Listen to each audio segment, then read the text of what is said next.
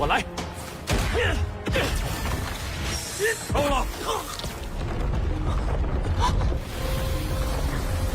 我前世从未听过这个势力。 Kembali lagi, seperti biasa Mimin selalu mendoakan kalian semoga selalu dalam keadaan sehat dan dalam kondisi terbaik. Di video kali ini Mimin akan menceritakan sebuah donghua series lagi yang berjudul Wusen Jujai. Dan bagi kalian yang mungkin baru gabung ya, Mimin saranin untuk nonton bagian sebelumnya dulu. Linknya ada di deskripsi. Tak berlama-lama langsung aja kita masuk ke isi ceritanya.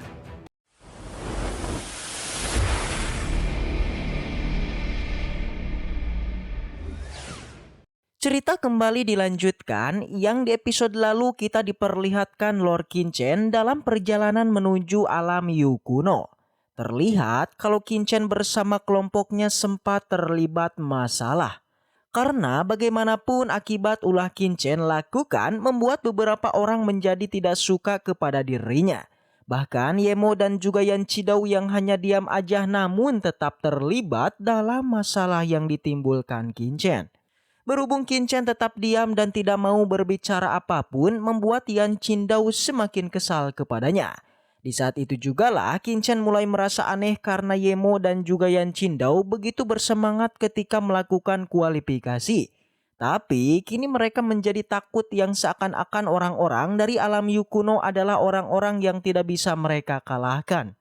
Kinchen pun mencoba menyadarkan mereka kalau Yemo dan juga Yan Cidau tidak kalah hebat jika dibandingkan dengan orang-orang ini. Dia juga menyarankan untuk tidak berharap belas kasihan kepada orang ini karena pengakuan harus mereka raih dengan tangan mereka sendiri. Berkat perkataan Kinchen lah mereka pun akhirnya sadar juga dan berterima kasih kepadanya. Dilanjutkan di tengah perjalanan itu Kinchen dan juga yang lainnya dikejutkan dengan banyaknya kapal terbang yang datang kemari. Tentu kapal ini juga membawa para jenius lainnya dari alam yang berbeda. Di saat semua orang takjub hanya Kinchen saja yang bersikap santuy. Yemo dan juga Yan Cidau begitu terkejut ketika Kinchen memberitahu kalau kapal-kapal ini sebenarnya dibeli langsung dari Papiliun Chanbin atau Papiliun Senjata Berat. Berhubung mereka masih belum terlalu tahu, jadi Kinchen mencoba menjelaskan kalau Papiliun Chanbin sangatlah berbeda dengan Menara Wanbao. Karena mereka memfokuskan diri dalam persenjataan. Kapal-kapal ini sendiri merupakan kapal perang besar yang Papiliun Chanbin miliki. Beberapa senjata perang memang mampu mereka ciptakan. Di sini Kinchen juga bisa melihat kehadiran dari orang-orang Tuyumen, Gunung Sindi, Gopengji, Longdeji, Sungai Yangtze, dan Tianghui. Selain itu ada beberapa kekuatan yang tidak dia ketahui. Kinchen menjadi penasaran sebenarnya apa yang telah terjadi pada wilayah Wu dalam 300 tahun terakhir. Untuk mengetahui semua itu, Kinchen bersama teman-temannya pun mulai turun ke bawah ini. Yang mana mereka pun langsung bisa melihat beberapa jenius dari wilayah lain. Liang kembali memanggil Kinchen dan teman-temannya sebagai orang desa karena bagaimanapun ia tahu. Inilah pertama kalinya mereka melihat orang-orang kuat dari wilayah lainnya.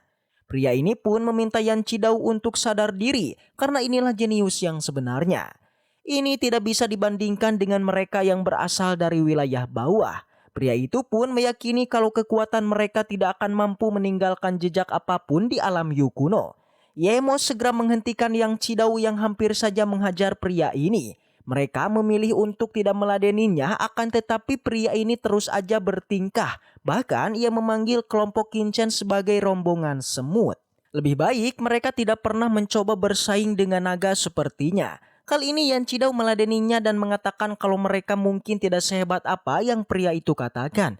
Namun Yan Cidau tetap bangga karena kelompoknya tidak mengandalkan siapapun dalam Menara Yukuno. Yan Cidau tidak menduga para jenius ini akan begitu banyak bicara.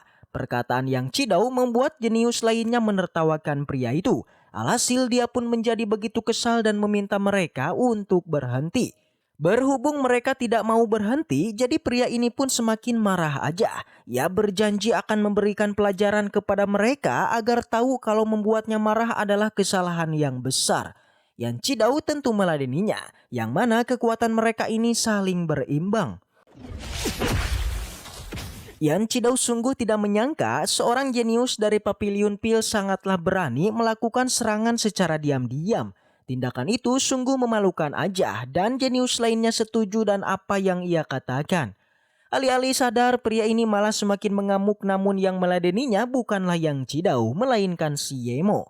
Ia segera melakukan pertarungan dengan pria tersebut. Dalam pertarungan ini Yemo dengan mudah memukul mundur dan Yemo hanya tersenyum aja karena kekuatan yang pria ini tunjukkan tidak sehebat ocehannya. 我来。 Alhasil pria ini pun menjadi semakin kesal dan ia kembali mengamuk agar bisa membungkam mereka. Tapi ada seseorang yang langsung aja membungkam tindakan pria ini, yang mana ia adalah tetua situ. Ia menjelaskan kalau saat ini mereka sedang berada di alam Yu kuno, jadi pertarungan sangat dilarang. Jika mereka ini terus bertindak liar, maka ia akan dikeluarkan dari alam Yu kuno. Alhasil keributan pun tidak terjadi lagi. Yang Cindau dan Yemo merasa perkataan Kincen memanglah benar. Karena kekuatan yang orang-orang itu miliki tidaklah sekuat apa yang mereka bayangkan. Sambil tertawa mereka pun pergi meninggalkan pria itu.